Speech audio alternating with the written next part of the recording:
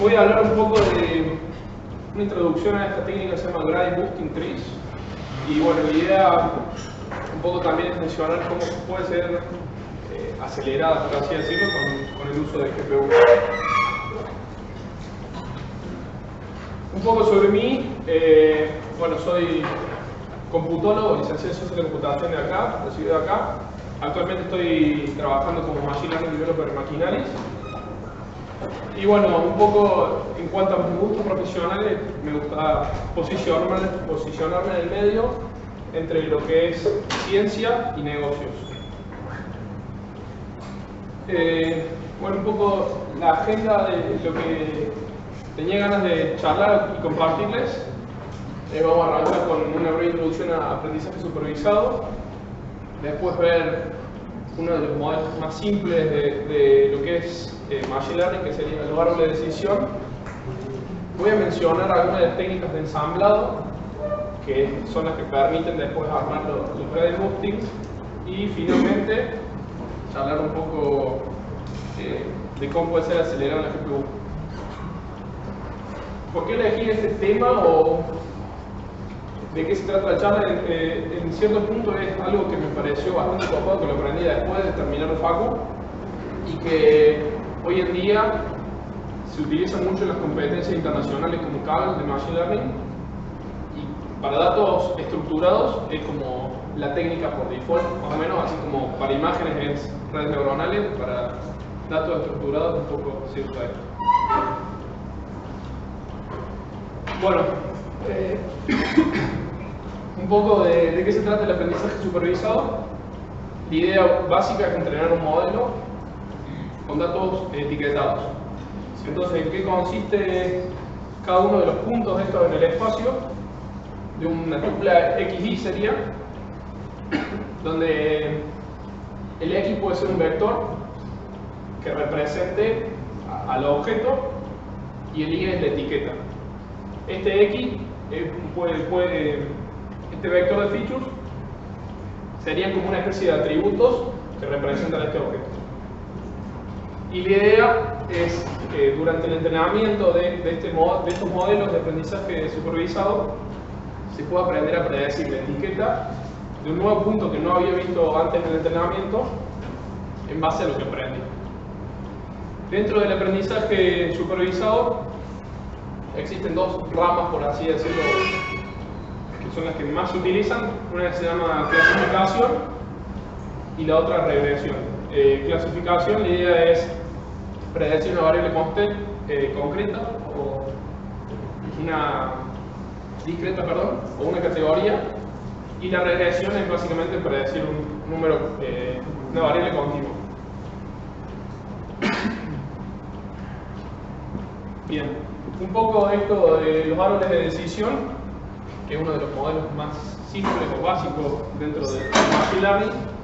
La idea básica de estos modelos es tener una serie de reglas de decisión con respuesta binaria, sí o no, para poder decidir, como se puede ver ahí en el gráfico, para poder decidir hacia qué lado del árbol se va a ir dirigiendo. Esta técnica se puede aplicar tanto en clasificación como en regresión. Y la parte importante de esto es cómo definir cuál es el mejor corte a la hora de definir estos nodos o condiciones que voy a ir utilizando el árbol. La idea de estas condiciones, para definir estas condiciones, es que puedan diferenciarse lo más que se pueda en el espacio los puntos que sean, en el caso de, no sé, binario por ejemplo, los puntos que sean positivos de un lado y los negativos del otro. Bueno, y una vez que este criterio se define para un cierto nodo, se va aplicando recursivamente durante toda la profundidad que tenga el árbol. La profundidad, por ejemplo, suele ser algo que se predefine a la hora de definir un árbol. Bueno, esa es una de las técnicas básicas de aprendizaje supervisado. Y después vienen algo un poco más complejo, que estas técnicas de ensamblado, métodos de ensamblado, donde la idea principal es combinar estos modelos simples, como los árboles de decisión, para poder ir mejorando la performance del modelo general, de la predicción final. Dentro de estas técnicas de ensamblado hay tres importantes o tres grandes que se pueden diferenciar. Una de las técnicas se llama Bunny, que es, yo voy a hablar por ejemplo de Random Forest, que es el caso de Bunny. Boosting, que es algo que vamos a charlar con lo de Gradient Boosting.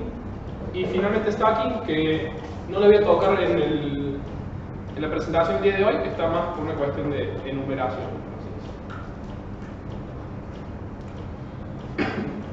Bueno, con respecto a Bunny, ¿cuál es la idea? Cada modelo débil o simple se va entrenando en forma paralela uno al otro. Y después cada uno va tomando una decisión final, hace una predicción. Una vez que terminaron todos de hacer la predicción, no sé, supone que tenemos 100 modelos simples, voy a tener 100 predicciones distintas. ¿Cómo voy a decidir qué predicción hacer? En base a un comité, como si fuese una votación, donde cada uno tiene el mismo valor de decisión. Y la idea después es que cada uno de estos modelos simples no toma todo el conjunto de datos, sino toma solo un subconjunto, y en ese caso es como que reduce un poco el tema del overfitting o como aprenderse de memoria, por así decirlo, las cosas. Un caso aplicado a los árboles serían los Random Forest, que también es algo bastante usado, donde además de hacer esto del subconjunto de datos, se hace un subconjunto de features, y además este subconjunto de datos es con reemplazo. Entonces, mediante esta técnica, por ejemplo, se permite ir mejorando bastante en algunos casos. Por ahí, bueno, en Machine Learning hay mucho de prueba y viendo, dependiendo del conjunto de datos, cuál es lo que más se adapta, pero generalmente suele ser un poco más performante que un árbol de decisión. Los árboles, la idea es tenés dos árboles y cada uno va haciendo una predicción. Por ejemplo, para el nene, el árbol 1 predice 2 y el árbol 2 predice 9. Bueno, y ahí está el caso del abuelo, por así decirlo. Si no me equivoco, era para decir el uso de la computadora o algo así. El ejemplo es.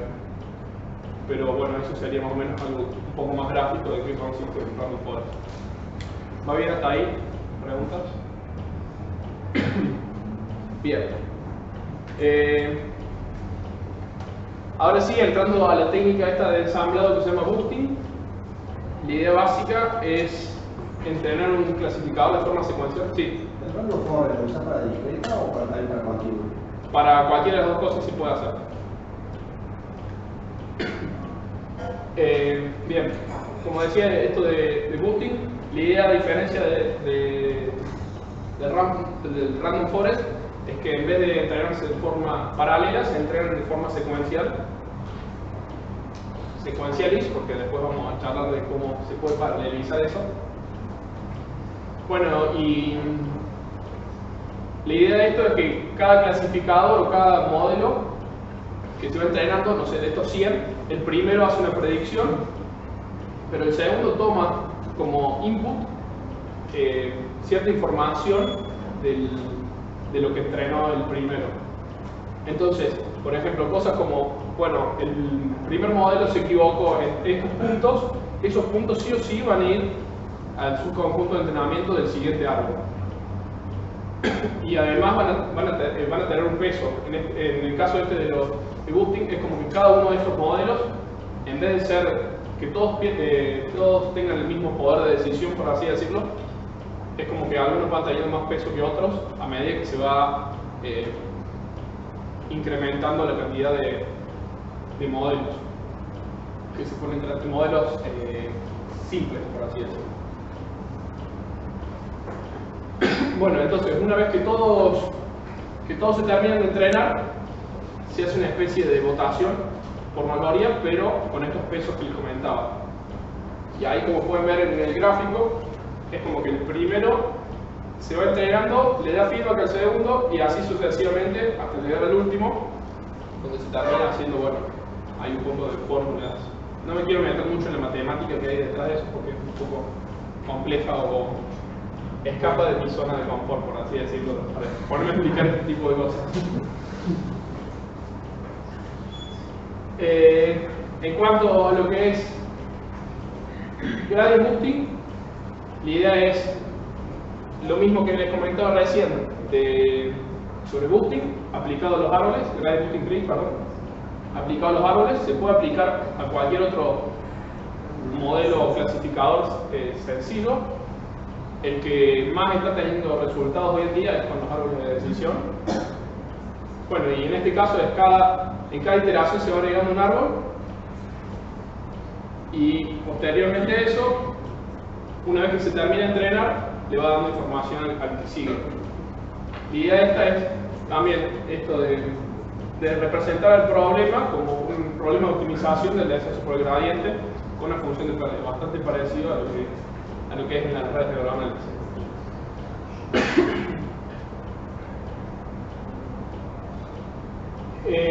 Una implementación o una librería que se usa bastante comúnmente utilizada es esta Extreme Gradient Boosting, que, bueno, no es exactamente el Gradient Boosting común y corriente, sino que hace algunos tuneos para, por ejemplo, que puede correr múltiples CPU o en GPU. Bueno, esta librería es open source y lo copado que tiene es que por ahí tiene algún tipo de interfaces bastante simples a distintas cosas como Python, R, el que quiere hacerlo en escala lo puede hacer, con Spark. Y por ejemplo, algo con lo que yo uso bastante es para la adaptación o la interfase a scikit-learn. Es básicamente igual, haces el import de XGBoost y después lo usas tal cual como si fuese un clasificador de scikit-learn. Bien. Un poco para charlar de lo que sería la implementación en GPU. Es una tesis de maestría de esta persona, Rory Mitchell, que hoy en día es un estudiante de doctorado en Nueva Zelanda, que propuso eso como tesis y fue integrado a la librería. Es bastante simple de utilizarlo, hay que compilar cosas para GPU y después le pasas un parámetro que diga usar GPU y listo. Bueno, la idea, voy a hablar un poco en alto nivel de cómo se termina haciendo esta implementación. La idea principal es que la construcción del árbol se va ejecutando completamente en el GPU. Esto tiene algunas ventajas y otras desventajas. La principal ventaja es que reduce por ahí la transferencia de datos que tenés que estar haciendo del GPU al CPU o a la memoria. Eso se reduce notoriamente.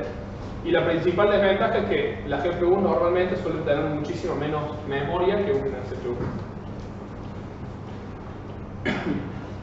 Entonces, algunas de las cosas, para mencionar algunas de las cosas que se hacen para paralelizar este entrenamiento secuencial, bueno, hay algunos hackeos, por así decirlo, que se hacen aproximaciones para encontrar el mejor corte, y se va haciendo, en vez de ir entrenando de a un modelo por vez o de un clasificador por vez, se van entrenando por niveles y por features. Es decir, que cada nodo va agarrando un clasificador distinto. Bueno, otra de las cosas que se usan mucho es el tema del radix sort, y con el tema de suma de prefijos, histogramas. Seguramente Nico ahí es el que más les puede explicar ese tipo de cosas, pero yo desde la facu tenía que Quicksort era como la mejor opción. No obstante, para este tema de paralelizar, el radix sort es lo que mejorcito anda a la hora de querer paralelizar. Algunas otras optimizaciones que hay, por ejemplo, cómo se van comprimiendo las cuestiones se comprimen por columnas en vez de por filas, para poder ir optimizando este tema de la paralelización.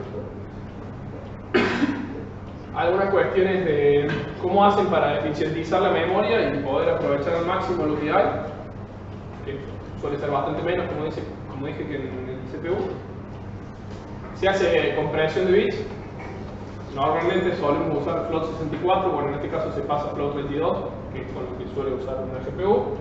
Y además hay cuestiones importantes dentro del mismo algoritmo de cómo manejar el tema de la esparcidad de los datos.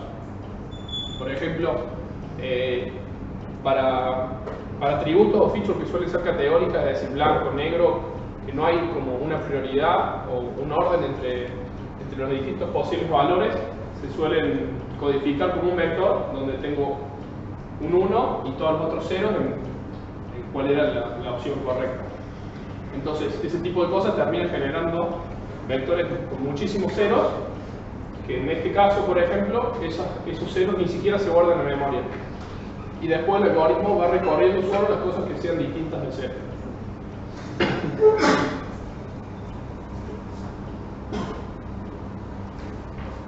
Bueno, algunos benchmarks que estuve viendo, y era, por ejemplo, que había algunos mejores de performance de entre 3x y 6x comparado a un multicore a una computadora con multicore.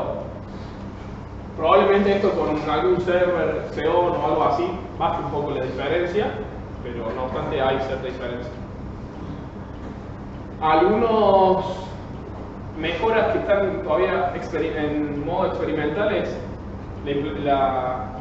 que hace soporte para múltiples GPUs. Y algo que me pareció bastante también copado mencionar era estas DART, que bueno, la idea es agregarle una técnica de dropout. Como mencionaba yo, se van usando secuencialmente y van teniendo como más peso los primeros árboles que los últimos, porque ya como que van teniendo menos poder de decisión, por así decirlo. Y eso en algunos casos puede ser,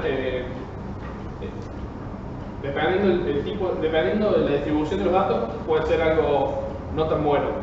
Entonces la idea es agregar la técnica de dropout, que también se usa mucho en redes neuronales o deep learning, a esto.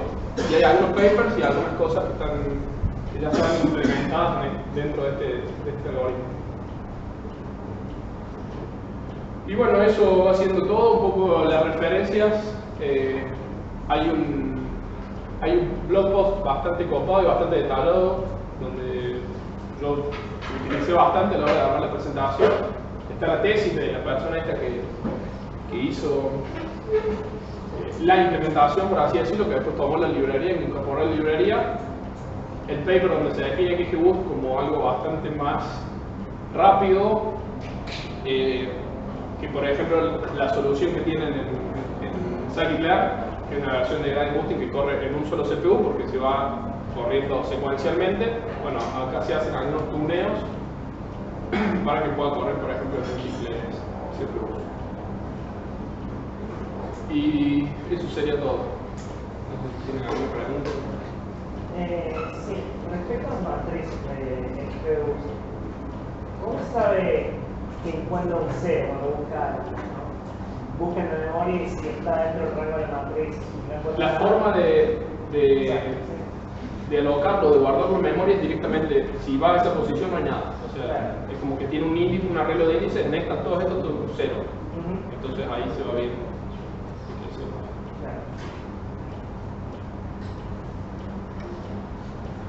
¿Alguien más?